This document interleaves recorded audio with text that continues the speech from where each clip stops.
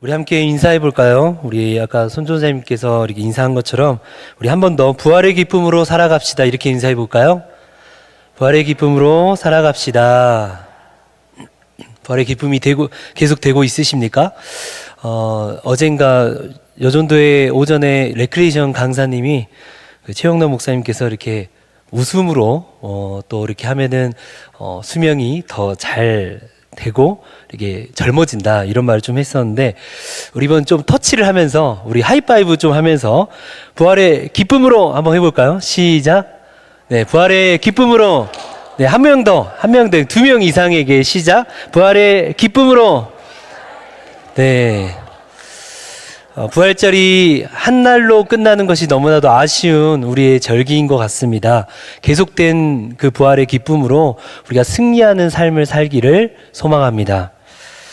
오늘 이 저녁에 나오신 우리 모든 성도님들이 말씀의 은혜를 받아서 주와 동행하는 삶을 살기로 결단되기를 소망합니다. 저는 예전에 고2 때 외부 찬양팀을 했었는데, 거기 팀 안에서 한번 이렇게 단합을 하면서 성격 유형 테스트인 히포크라테스의 기질 테스트를 했었습니다. 여러분들 아신가요? 네, 기질 테스트가 여러 가지가 있는데 그 중에서 히포크라테스의 기질 테스트를 했었습니다. 그것을 보면 4가지 기질이 있었는데요. 한 가지는 담즙질, 하나는 또 다혈질, 우울질, 점액질로 나누어져 있었습니다. 그 중에 제 결과는 4가지 중에서 점액질이라는 기질이 나왔습니다. 이 기질의 설명 중에 기억에 남는 것은 평화주의자로 갈등을 싫어하고 유연하지만 대신에 단점은 우유부단하며 게으르다라는 단점도 있었습니다. 그 당시에 이것을 한 이유는 어떤 팀 안에 개인의 성격을 알며 또 팀 빌딩에 있어서 서로에 대해서 알아보고 맞추어 보자라는 취지에서 있었습니다. 그래서 팀에서는 어떤 부분이 있냐라고 하고 봤더니 이 담즙질이라는 것이 팀 안에서는 어떻게 장점으로 이렇게 발견되나라고 봤더니 리더를 잘 도와주고 일이 잘 될 수 있게 돕는 사람이다라고 담즙질, 그러니까 제가 나온 점액질을 이렇게 했었습니다. 그래서 리더용으로 나온 다혈질은 관계를 중요시하고 활발한 분위기 또 메이커지만 지속성이 약하고 무질서다라는 단점이 있었습니다. 그렇기에 다혈질은 팀을 이룰 때 누가 필요할까요? 네, 점액질인 제가 필요하다라고 얘기를 합니다. 혹시 다혈질이 나온 사람은 저를 꼭 데려가시기를 바랍니다. 그래서 그렇게 설명을 들었었는데, 리더도 정말 중요하지만 옆에서 돕고 함께하는 사람도 꼭 필요하다라고 말해주는 것이었습니다. 여러분, 성경에는 훌륭한 인물들은 많습니다. 그런데 그 인물들이 성령을 받아 또 직통 계시를 받아서 민족을 구원하고 엄청난 일들을 하고 누구도 하지 못한 용기, 리더십, 용맹함, 그리고 뛰어난 모습들을 보여주지만 그런 인물들은 성경에 그다지 많지는 않습니다. 우리는 다윗 같은, 엘리야 같은, 또 모세와 같은 사람이 되라고 이렇게 말은 하지만 모세 옆에 훌 같은, 다윗 옆에 요나단 같은, 세례 요한 같은 인물이 되라고는 왜 안 할까요? 큰 인물보다 실제적으로는 닮기가 더 좋을 것 같은데도 말이죠. 오늘은 본문 9장의 주된 인물인 사울, 즉 바울의 키워드가 아닌 히브리어로는 하나냐, 헬라어로는 아나니아라는 이 인물에 대해서 함께 나누기를 바랍니다.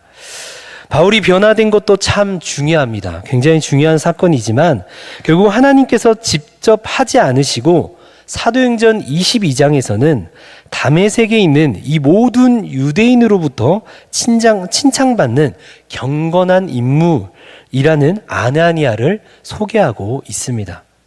이 아나니아라는 사람을 통해서 바울의 변화를 시작하신 거죠. 하나님은 무슨 무엇을 계획하시고 기대하고 계셨을까요? 그런데 우리는 이 아나니아라는 사람에 대해서 잘은 모르지만 본문 첫 10절을 보면 그냥 아나니아와 하나님의 대화에서 그에 대해서 모든 것을 알 수 있을 것입니다. 여러분, 여러분들이 생각하는 주의 부르심은 무엇인가요? 주의 부르심. 여러분은 어떠한 부르심 가운데 이 자리에 있으십니까? 여기 10절의 원문을 보면 자다가 갑자기 하나님이 찾아온 것이 아닙니다. 어떤 가상현실을 비추어서 보여주신 것도 아니라 다른 차원으로 갔다 온 것도 아니라 비현실적인 상태로 부르신 것도 아니라 깨어있는 상태로 환상, 즉 비전을 본 것입니다. 이 아나니아라는 사람은 대대적인 핍박이 있었던 예루살렘에서 온 인물이 아닌 것으로 봅니다. 아마 그는 오순절에 예루살렘을 방문하였다가 오순절 성령 강림 사건을 목격하고 예수를 믿었거나 혹은 교통의 요지인 다메섹에서 상인이나 또 어떤 여행자를 위해서 복음을 받아들였던 연륜이 있는 그리스도인으로 이야기를 하고 있습니다. 이 다메섹이라는 지역 안에서도 나름 평판 좋은 신앙의 어르신 같은 존재였다라고 말합니다. 그런데 이 아나니아에게 하나님은 갑자기 10절에 비전을 보여주신 것입니다. 아나니아야 라고 부르시면서 환상을 보여주시죠. 그러므로 말미암아 비전을 받았다라고 이야기합니다. 그런데 우리는 이 비전이라는 것을 어쩌면 이렇게 생각할지 모릅니다. 젊을수록 또 최대한 빠를수록 좋지 않나라고 생각할지 모릅니다. 빨리 받아야 체력도 좋고 또 생각의 전환도 빠르고 해서 비전을 최대한 빨리 그리고 젊어서 받아야만 많은 것을 할 수 있을 것이다 라고 생각할지 모릅니다. 하지만 성경에서는 그러한 경우는 많지 않은 것을 우리는 봅니다. 성경에서 보면 출애굽에서 모세를 부르신 것이 몇 살이었죠? 80세였습니다. 아나니아도 젊고 활기왕성한 청년이 아닌 이때에 부르셨다라는 것입니다. 그런데 그보다 더 놀라운 것은 아나니아의 부르심의 대답에 있다라는 것입니다. 하나님의 부르심, 하나님의 비전을 주셨더니 아무렇지 않게 이렇게 대답합니다. 원문으로는 이두 에고 퀴리에 Here I am, Lord. 주님, 내가 여기 있습니다. 라고 이야기를 하는 것입니다. 주님, 내가 여기 있습니다. 이 원문은 충성된 종들을 부를 때 쓰는 표현이라고 합니다. 그런데 이러한 표현은 그냥 네, 주님, 저 부르셨어요? 고작 이 정도의 대답이 아니었다라는 것이죠. 제가 주님의 말씀에 순종할 준비가 되어 있으며 하나님께서 무엇을 요구하든지 그대로 순종하겠습니다 라고 의지를 표현한 것입니다. 여러분도 놀랍지 않습니까? 아나니아는 비전을 바로 받아버렸습니다. 할렐루야. 과연 우리가 그 당시에 아나니아라고 그런 사람이 된다라고 한다면 이구에고 퀴리에 Here I am Lord. 주님, 내가 여기 있습니다 라고 과연 할 수 있을까요? 어떤 사람은 이렇게 말할 수도 있습니다. 뭐지? 라는 말이 나오지 않을까 상상해 봅니다. 잘 알아차릴 수 있을까? 예전에 주님이 지금 당장 여러분들 앞에 나타난다면 여러분들은 어떻게 반응할 것입니까? 라고 어떤 브라질 선교사님이 물어본 적이 있었습니다. 과연 그 듣는 사람들 또한 우리들의 반응은 어땠을까요? 또 어떨까요? 제일 처음에는 아마 뭐예요? 당신 뭐예요? 이건 뭐지? 하지 않을까라고 생각해 봅니다. 잘 못 알아보지 않을까. 그렇지만 하나님의 나라에 들어가면 우리는 단번에 그 영광에 눌려서 눈물로 주님을 알아보게 될 것이다 라고 말을 또 합니다. 그렇습니다. 아나니아는 제일 중요한 하나님을 알아본 것입니다. 찾은 목적을 알기도 전에 주님을 알아본 것입니다. 주님을 받아들인 것입니다. 우리도 주님이 우리에게 말씀하시고 찾아오셨을 때에 믿음으로 받아들이는 우리 모든 성도님들이 되기를 바랍니다.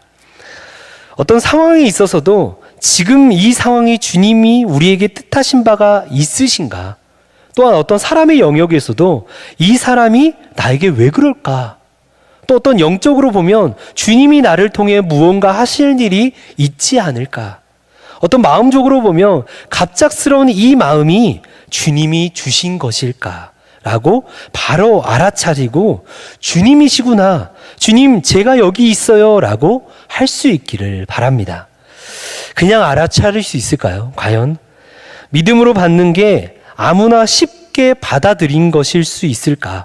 그러기 위해서는 아나니아처럼 경건한 삶이 이어져야 합니다. 또한 매일 복음, 즉 말씀 앞에 바로 서고 내 입장과 내 감정과 내 기준을 내려놓고 오직 하나님의 중심대로 하나님의 뜻을 구하는 우리 삶이 되어질 때에 이구에고 퀴리에 Here I am, Lord. 주님, 내가 여기 있습니다. 라고 할 수 있게 될 것입니다. 그런데 여기서 바로 주님의 부르심을 받아들인 이 경건한 사람 아나니아도 오점이 있었습니다. 부르신 목적을 듣고 나니 아나니아가 반문을 하는 것입니다. 13절에 보면 아나니아가 사울은 이런 사람이에요 라고 여러 가지 말을 건넵니다. 사울은 어떻죠? 우리도 잘 알고 있듯이 악명이 높았습니다. 사울의 처음 목적은 여기 다메섹에 와서 하나님을 믿는 사람을 잡는 거였습니다. 그런데 그 목표가 아나니아, 어쩌면 자신이 속해 있는 이 무리들을 그리고 더 나아가 그리스도인으로 덕망받는 자신이었다는 걸 아나니아는 어쩌면 알고 있었을지도 모릅니다. 바울이 그냥 보통의 인물이 아니었다라는 것이죠. 상황이 그려지고 많은 핍박받는 자들의 소식을 들었기에 아나니아는 두려움이 없지는 않았을 것입니다. 자신도 끌려가고 구타당하고 죽임당할 수 있었던 것을 알고 있었을 것입니다. 아나니아도 주님의 명령을 받으니 반문을 안 할 수가 없었다라는 것이죠. 그럼에도 아나니아는 뭐라고 대답하죠? 주님, 내가 여기 있나이다 라는 이 주님의 말씀에 순종하는 예수님의 제자였다라는 것이죠. 우리도 하나님의 뜻대로 살겠다라고 하면서 내가 이해하지 못하고 내가 할 수 없다라고 내 기준대로 판단을 내려서 생각이 들었을 때 이런저런 핑계를 댈 수 있습니다. 안정적인 생활, 어떤 재정적인 부분에서 주위의 시선과 걱정 등등 이러한 것들로 인해서 주님의 부르심을 막을 때가 우리는 많이 있습니다. 매번 반복되는 과정 가운데 그리스도인들은 우리는 어떻게 해야만 할까요? 15절에서는 하나님께서는 가라라고 말씀하십니다. 하나님은 가볼래? 가는 게 어떻겠니? 라고 말하는 게 아니었습니다. 주께서 이르시되 가라 라고 말씀하시면서 구체적인 계획과 뜻을 밝히고 있습니다. 구체적으로 이 사람은 택한 나의 그릇이다. 아나니아가 가야 할 이유가 여기에 있었다라는 것이죠. 주께서 하신다라는 이유가 됩니다. 그리고 16절에 이 사울이란 자가 장차 그리스도 고난에 동참할 것이다 라고 말합니다. 여러분, 이보다 정확하고 확실한 이유가 어디 있겠습니까? 아나니아는 당장에 자신의 머리로 계산해서 어떤 변화될 것 같은 사울의 성품과 자질을 확인하지 않았습니다.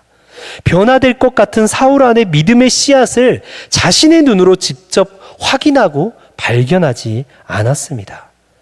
택한 나의 그릇이다. 이 말은 즉슨 주께서 하신다라는 말이 되는 것입니다. 내가 택했다. 내가 너를 택한 것처럼 내가 사울을 택했다라고 이야기를 합니다. 다른 말로 내가 교회를 택했다. 이 공동체, 이 지역, 나라, 이 열방을 내가 택했다라고 이야기를 합니다. 이보다 더 중요한 이유가 우리에게 어디 있을까요? 왜 나의 판단으로 사람을, 그 지역을, 그 영역에 또 사역을 포기하고 있지는 않으십니까? 왜 안 된다고만 하고 있지는 않으신가요? 우리가 오직 주님께 의지하면 주께서 하신다라고 말씀하실 것입니다. 주님께서 말씀하신 후에 그 다음에 아나니아의 대답은 본문에 나와 있지 않습니다. 그런데 17절의 장면이 바뀌면서 이미 하고 있는 아나니아를 우리는 발견합니다. 아나니아는 말합니다. 형제 사울아, 형제 사울아. 브라더, 이것은 간단한 호칭만으로 부른 것이 아니고 그 이상의 의미인 가족, 그 이상 그리스도 공동체 안으로의 초대였습니다. 사울을 그리스도 공동체로 구성원으로서 인정하는 말인 것입니다. 다른 의미로는 아나니아가 사울을 부름으로 하나님의 계획에 순종한 것이라고 우리는 이 장면을 보는 것입니다. 아나니아는 얼마나 어려운 마음에 정함이 있었을까요? 아나니아는 그 수많은 자신의 생각과 기준, 가치관, 사람들의 수군거림, 곱지 못한 시선, 그리스도인으로서 인정받은 그 위치, 그 모든 것들을 버리고 내려놓는다는 것이 얼마나 어려웠을까요? 여러분, 우리는 17절에서 형제 사울아 라고 한 아나니아의 마음의 정함과 그 행함의 결단을 주목할 필요가 있습니다. 내 마음으로 하나님의 일을 행하기가 어려울 그때에, 그리고 순종하기 참 어렵다라고 할 만한 상황은 언제나 우리에게 찾아오게 될 것입니다. 하나님의 계획을 신뢰한다라고 하지만 내 눈의 판단과 각자 삶의 가치관을 세워서 바로 앞에 닥친 상황을 바라보며 우리는 순종하지 못할 때가 많습니다. 지금 아나니아에게 닥친 상황에서도 그렇게 보면 바울의 예전의 모습들이 생각이 안 날 수 없습니다. 또 그런 부분들이 하나님의 말씀대로 하려고 할 때 가로막을 때가 많다라는 거죠. 막혀있는 그 순간에 아나니아가 마음을 정하고 곧바로 행할 수 있었던 방법은 바로 선포였습니다. 우리 함께 선포하십시다. 형제 사울아, 당신을 공동체 일원으로 초대합니다. 오직 하나님의 말씀에 순종함으로 나아갑니다. 이 본문 18절, 19절에 계속된 이 본문에서 아나니아의 순종으로 인해서 주님의 일이 진행이 되어지는 거죠. 그 다음에 20절에서부터 22절까지 보면 아나니아로부터 시작된 순종의 결과는 사울이 즉시 실행한 복음의 능력을 바라는 것이었습니다. 그래서 이 과정으로 인해 세상 사람들을 당혹하게 만들었다는 것이죠. 22절에 당혹하게 아니라, 이 당혹하게 한다는 것은 정신적인 혼동, 섞임, 굴복이라는 의미를 가집니다. 바울의 이러한 전파함의 행동은 유대인들이 당황해서 정신을 잃을 정도였다라고 이야기를 합니다. 얼마나 놀랐을까요? 그렇습니다. 우리가 비전을 받아 순종한 결과는 내가 어떠한 큰일, 당장 눈에 보이는 변화가 일어나는 수백만, 수천 명에게 영향을 끼치는 일이 아니라 단 한 사람에게 영향을 끼치는 누가 봐도 작은 일, 별거 아닌 일이라고 할 수 있는 나의 마음에 순종한 결과, 이 결과는 세상 사람들을 당혹해 할 것입니다. 하나님의 은혜와 그리스도의 사랑으로 세상 사람들은 놀라게 될 것입니다. 세상 사람들은 당혹스럽게 되는 것처럼 그들이 이로 인해 반응하고 함께 그 진리를 따라 또 은혜를 따라 함께 주의 영광을 보게 될 것입니다. 아나니아는 교회사에서 그렇게 유명한 사람이 아닙니다. 한 번 설교로 3,000명을 회개시킨 베드로나 사마리아의 복음을 전한 빌립의 명성에 비할 바는 아닙니다. 하지만 그의 아름다운 헌신을 통해서 한 사람이 어두운 밤에서 걸어 나와 빛 앞에 당도했고, 그는 세상 사람들에게 그 빛을 전하는 위대한 사도가 되었습니다. 우리는 수많은 아나니아를 만나고 나아갑니다.